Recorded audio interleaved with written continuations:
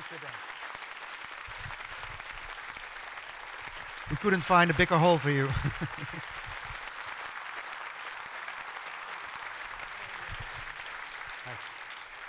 Please sit down.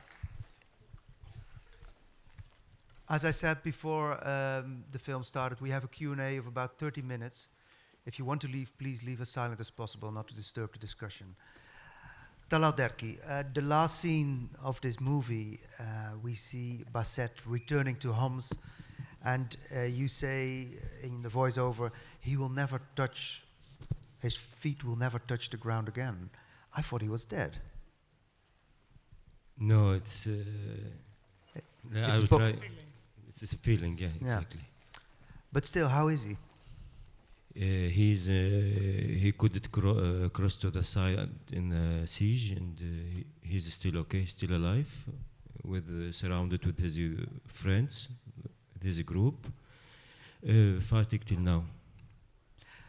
I understood that from about the 280 fighters that were around him, already 70 died over the years.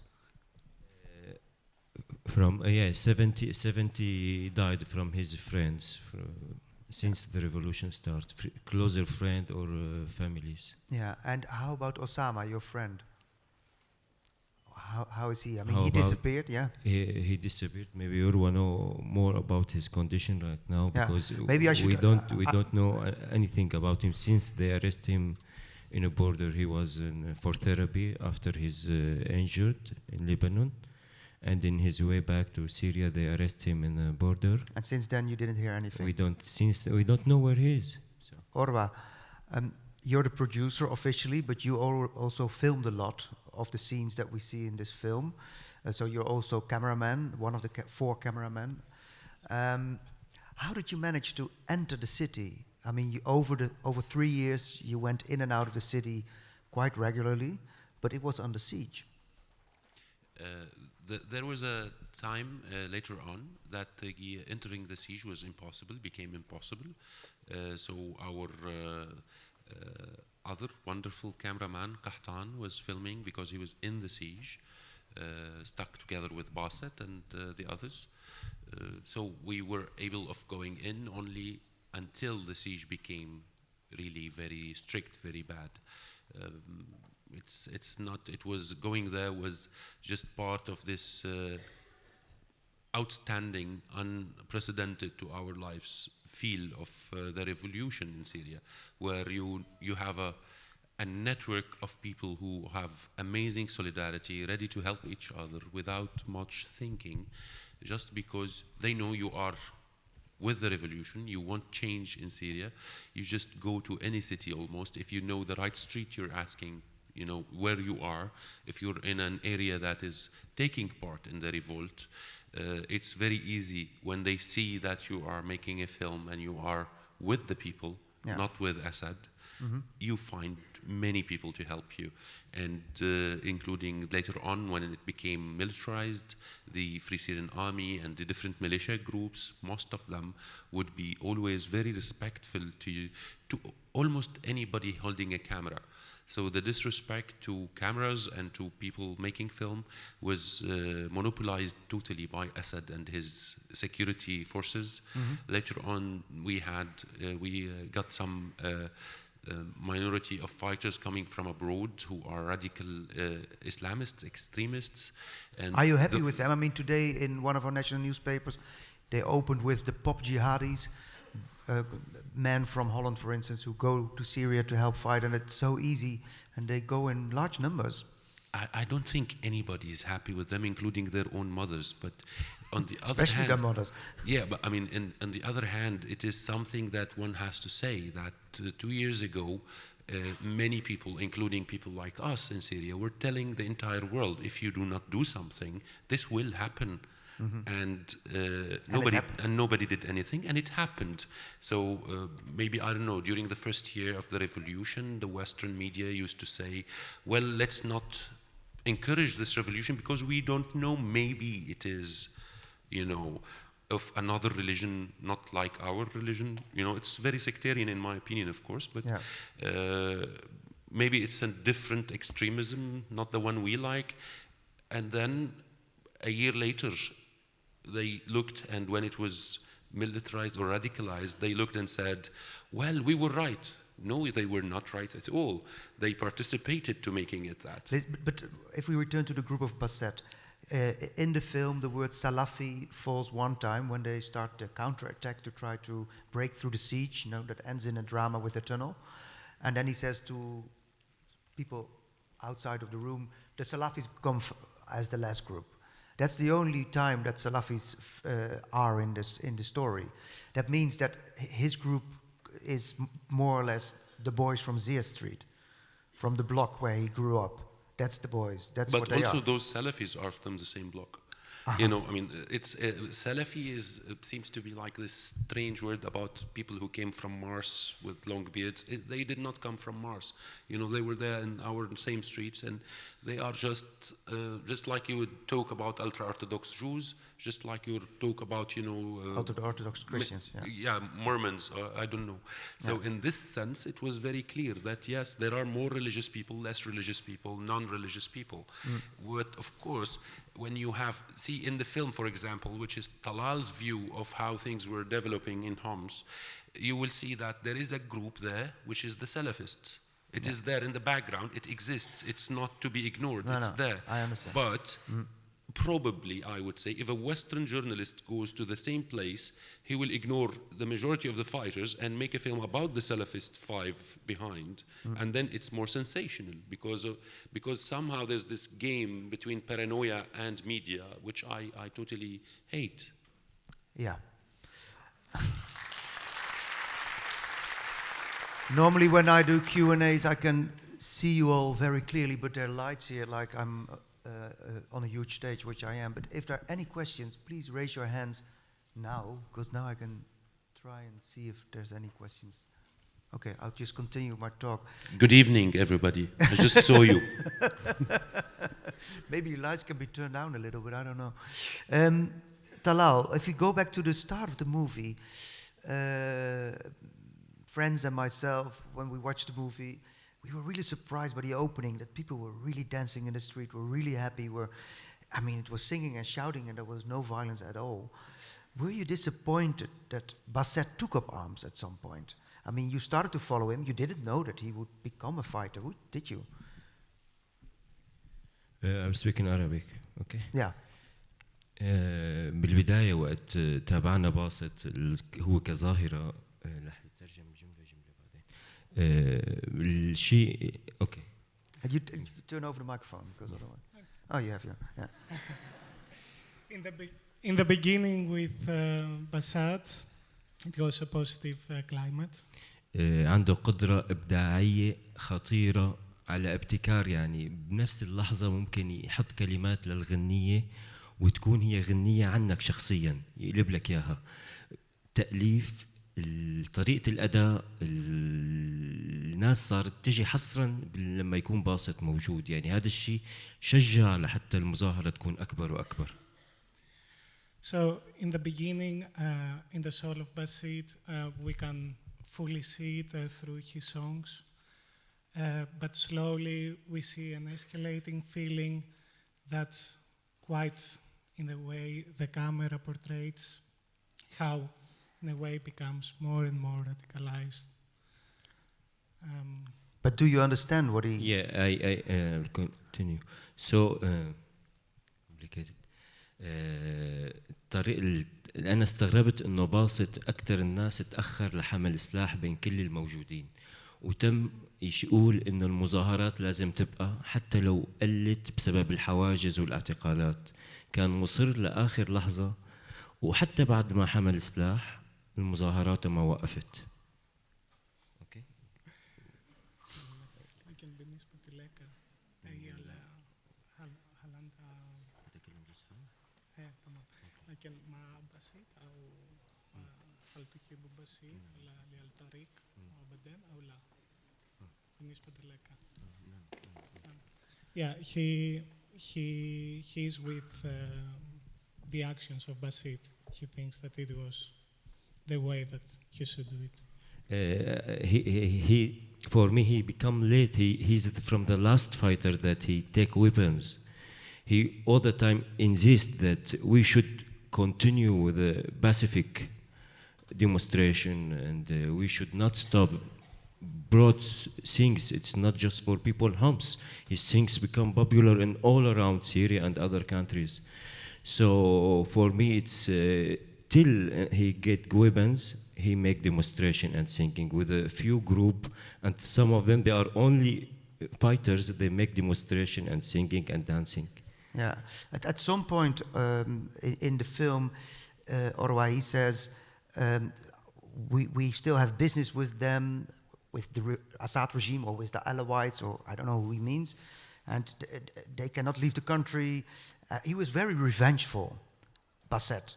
After a month of fighting, losing all his friends, he's very revengeful on camera. Are you afraid that when Bashar al-Assad falls, that there will be revenge on a large scale in Syria? I'm certainly afraid of that. Now, of course, I hope that everybody in Syria is just like Basset, because Basset is really sane. I mean, he's 21, but yeah. he's probably one of the most wise you would see in such circumstances. And it's amazing. I still have many questions for how could a man that young and in the middle of all of this huge pressure and hourly agony and anguish keep such moderation and such sanity. So yes, it is scary. We might have huge wide-scale revenge actions, but from all sides, it will. If Assad falls, I mean, it's a big formula with many constants, variables. I don't know. If he falls tomorrow morning, it's something, and if he falls after a year, it's something else. Yeah. But it is always scary. Yes, there's massacres are ongoing, and there will be a lot of anger. It's already there, and the closer it is that Assad will fall, the less aftermath massacres will happen. Yeah. The longer it takes, the worse it's becoming. Because you choose to be like fly on the walls with the group, there's a lot of context missing, especially for audience from the West. Sometimes very difficult to follow what's going on. Who are these people? Where did they come from? Why are they doing what they're doing? One of the questions that came up by me was, where did they get the weapons from? You see one scene where they're calling people, and then the guy says, yes, you have to know that we're going to buy weapons. And then the other side says, yes, that's fine. But who was on the other side? Was it the Secret Service of Saudi Arabia, or was it some private individual, or was it Putin? No, it was not Putin. Oh, okay.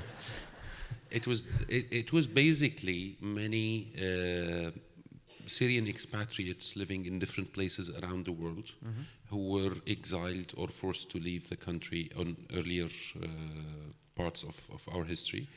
They have a dream of getting rid of Assad's regime, and they come from very different backgrounds and walks of life. In this case, it was probably somebody in Saudi Arabia. Whether this person had any intelligence contacts, I don't know. Maybe not, by the way, but maybe yes. What these people used to do was just to provide the money. So they did not necessarily know or manage the trafficking of arms. Now, the region has been on fire for a long time. Yeah. Next door we have Lebanon and we have Iraq. With Lebanon and Iraq, the black market for arms is quite active and alive. Yeah. Another question, just a little sentence in the movie. We are all grandchildren of Khaled. Khaled? Yeah. Who's Khaled? That's my grandfather. Yeah, but is Khaled a tribal leader, or is he a saint, or who's I'll tell you what, Khaled bin Walid is almost a saint if you compare the Christian dictionary to the Muslim culture. Khaled bin al-Walid was a fighter against Muhammad the Prophet. And when he was on the other side against Muhammad, he always won. And it was a dream of Prophet Muhammad to have him on his side. And starting from the moment Khaled came to become on Muhammad's side, Muhammad started winning. Aha. And Khaled Is the patron saint from Homs, or he was buried in Homs. He died in Homs. So when they're on the mosque, That his grave, his tomb, and he said something on his while dying. He said one phrase which became a very famous in our entire history for all the Muslim culture all around the world. He said, "Here I am dying on my bed, just like a coward, while there isn't 1 inch in my body that did not receive some knife or whatever injury."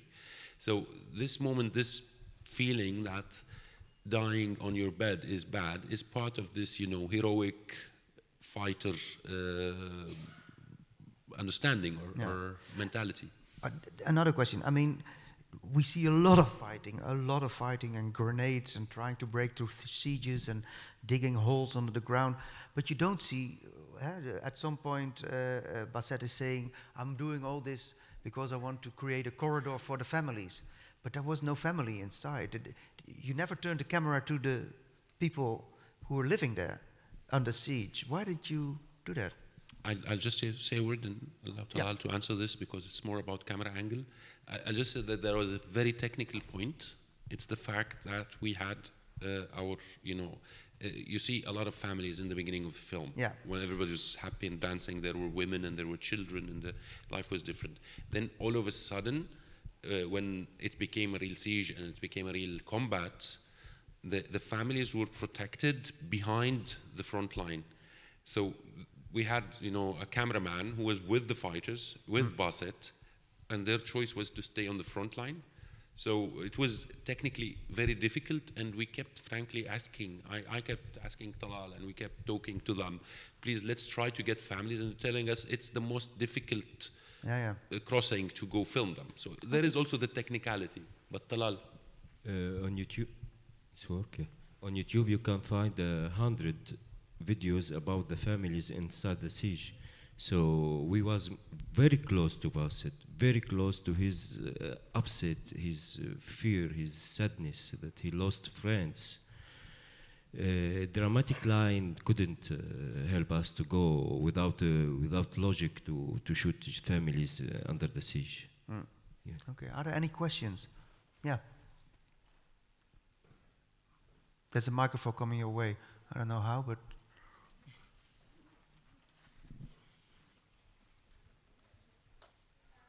Shukran, thank you very much for this film. I'm just going to go straight in for the political question and ask what you think the prospects are for the recently agreed upon Geneva talks scheduled for January next year. And how do you see this ending? From what I've understood from various political reports and whatnot, that people are suggesting that this might go on for 10 or 15 more years. Thank you. The Geneva talks, and how will it end? Yeah, I don't understand the first part of the question. The second part, it will end when all of us want to end it, not just leave civilian and patriot people without agenda just dying with this harsh gun machine of the Assad regime. So it will end with the people like Basset and other people I know face to face, that they will never, ever give up. It will end.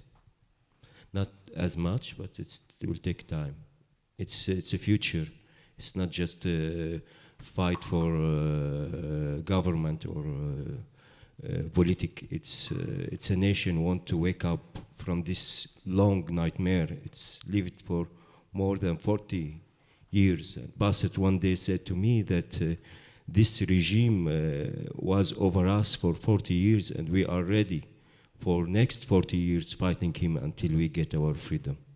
And can you react shortly on the question of the Geneva talks without going into a big analysis? I truly believe that we should track that rumor about 10 to 15 years until we find the first person who said it, and that will be the person who wants it to take 10 to 15 years.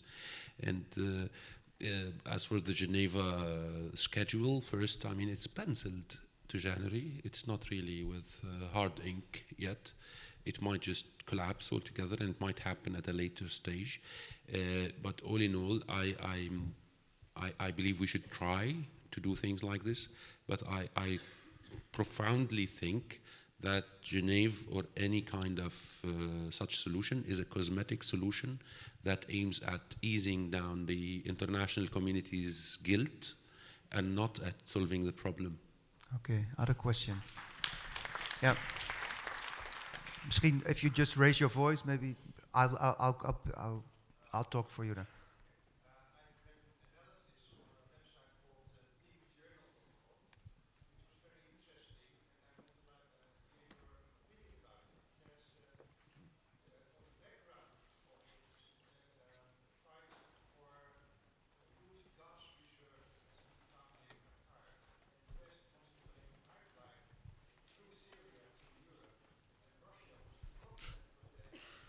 That's a very global policy question. A very short answer? No. No answer. No. The question is, there's a huge gas reserve in Qatar and they want to build a pipeline through Syria, and that's why all the misery came upon the people there. We didn't find in Homs gas. You didn't find gas in Homs, no. No, it's a geopolitical question. They can't answer it. There's room for one or two last questions. Yes, on the front row. Yeah. Yes, I'm a journalist. I work in Amman, covering the Syrian conflict. And I was wondering whether you want to get this film into Amman, because I've been talking to a lot of boys who have fled because of the situation, and many Jordanians are also very interested in the film. I'm actually having them on Facebook, telling them about it, and please, I'm begging you, get this film through all around the world, and please get it to Amman. I live there, I can help you with it, because people need to know this story. Thank you so much for showing us. And okay, short reply. Will it be screened in the Middle East? Will you bring the film to the Middle East, to Lebanon, to Amman? The film will go everywhere, but in time, there's a little. We have now to protect some of the people appearing in the film. So for that reason, it might be a few months before we go to the region, but we will certainly go to the region. Protect? Why? Protect, yeah, because some of the people appearing in the film, without me having to name them now, are not in safe areas, not in what we call liberated areas, and the United Nations call opposition-controlled areas. But you didn't blur them. I think the Syrian Secret Service already saw the movie. Well, no, I don't. If you are Syrian Secret Service, raise your hand. Yeah, raise your hands now. All right. No, the thing is one of wider access is now. I don't think it will be easy, but if they have time to study the film, that's different. Yeah. Okay.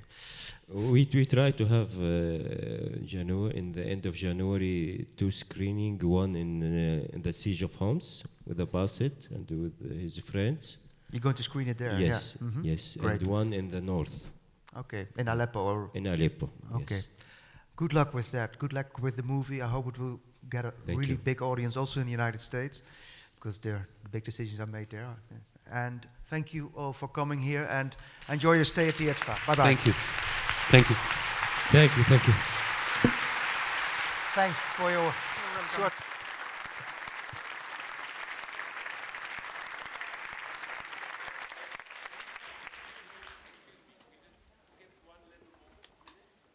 I need to steal 3 minutes of your time, if I'm allowed.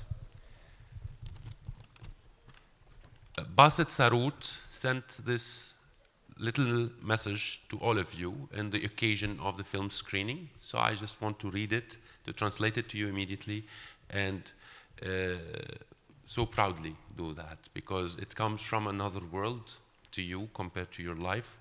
But we feel that when they want to say something, it's our duty to pass it to all of you. Here is a call of help, asking for help to the devastated city of Homs and to breaking the siege of Homs. The siege is almost 600 days now, and we don't have the minimum requirements for life, knowing that we are totaling in over 4,000 inhabitants inside the siege. We are out of food. We only have a little amount of wheat, and we have been abandoned by everybody, the close and the far, the west and the east, our region and internationally. It's only God protecting us now. If you are watching this film, we wish that you would be able of imagining yourselves inside such a siege. We ask you to help by pressuring your governments and the so-called international community to help open humanitarian paths to make sure that we can get food and medication, at least for the children and the elderly with us. Enjoy the film.